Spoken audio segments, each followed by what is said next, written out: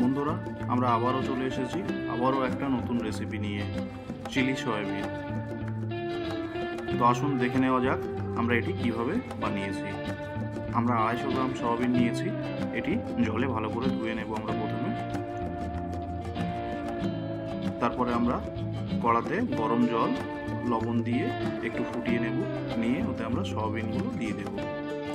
এখন আমরা লঙ্কার বীজগুলো বার করে নিয়েছি, নিয়ে এতে একটু গরম জল দিয়ে দেব। এটি আমরা সস বানাবো। পেঁয়াজগুলি ঠিক এইভাবে কেটে নেবেন, 4 ভাগে কেটে নেওয়ার পর পেঁয়াজগুলি এভাবে ছাড়িয়ে দেবেন।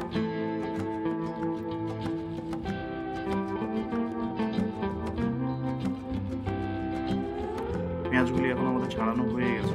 পেঁয়াজগুলি আমরা একটা পাত্রে তুলে নেব। এরপর আমরা লঙ্কাগুলি ঠিক এইভাবে আড়াআড়িভাবে কেটে নেব।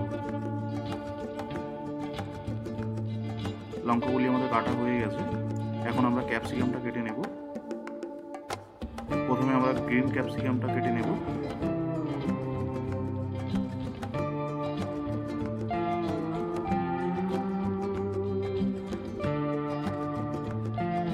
এরপরে আমরা ইয়েলো ক্যাপসিকামটা কেটে নেব ঠিক একই রকম শেপ দিয়ে। এরপরে আমরা রেড ক্যাপসিকামটা কেটে নেব। আপনারা চাইলে একই কালারই ক্যাপসিকাম দিতে পারেন, কোনো অসুবিধা নেই। আমার কাছে 3টে কালারই ক্যাপসিকাম ছিল, যার কারণে আমি 3টে কালারই ক্যাপসিকাম দিয়ে দিয়েছি।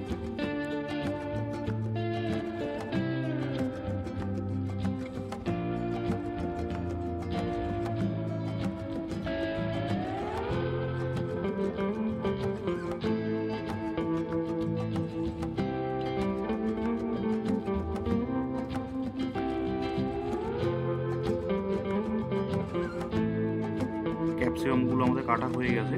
সয়াবিনগুলো গরম জল থেকে এখন আমরা এইভাবে তুলে নেব। এখন আমরা দেখাবো আমরা কি কি উপকরণের মাধ্যমে চিলি সয়াবিনটি বানাতে চলেছি। এবার আমরা সয়াবিনগুলি ম্যারিনেট করে নেব। প্রথমে আমরা আদা রসুন পেস্ট, চিলি সস,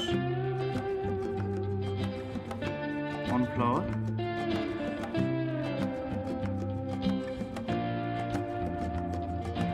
একটু সাদা তেল, পরিমাণ মতো লবণ, গোলমরিচ গুঁড়া দিয়ে আমরা সুন্দর করে এটাকে মাখিয়ে নেব। মাখিয়ে নিয়ে আমরা এটাকে 10 মিনিট রেখে দেব।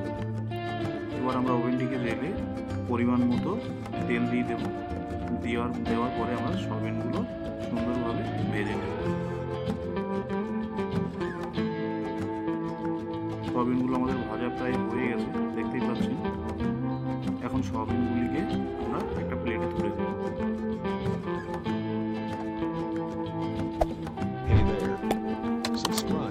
এখন আমাদের সয়াবিনগুলো ভাজা হয়ে গেছে। এবার আমরা ওভেনটাকে অন করে নেব এবং পরিমাণ মতো তেল দিয়ে দেব। দেওয়ার পরে আদা রসুনের কুচিগুলি দিয়ে দেব, চিলি সস দিয়ে দেব পরিমাণ মতো, কেটে রাখা ক্যাপসিকামগুলি দিয়ে দেব, আমরা কেটে রাখা পেঁয়াজগুলিও দিয়ে দেবো এবং লঙ্কাও দিয়ে দেবো। দেওয়ার পরে আমরা সুন্দরভাবে এটাকে নাড়িয়ে চড়িয়ে রান্না করে নেব কিছুক্ষণ।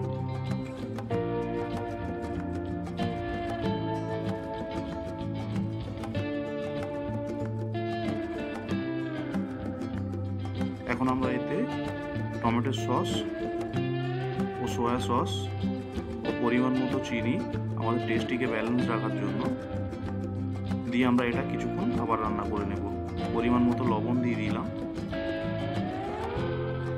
এখন আমরা ভেজে রাখা সয়াবিনগুলি এর সঙ্গে দিয়ে দেব। দিয়ে আমরা এটাকে সুন্দরভাবে মাখিয়ে নেব। মাখিয়ে নিয়ে আমরা এটাকে কিছুক্ষণ রান্না করব।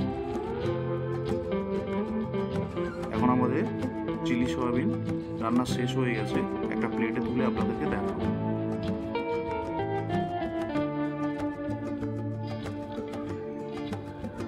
এরকম সুন্দর সুন্দর ভিডিও দেখতে আমাদের চ্যানেলটিকে অবশ্যই লাইক, শেয়ার এন্ড সাবস্ক্রাইব অবশ্যই করবেন।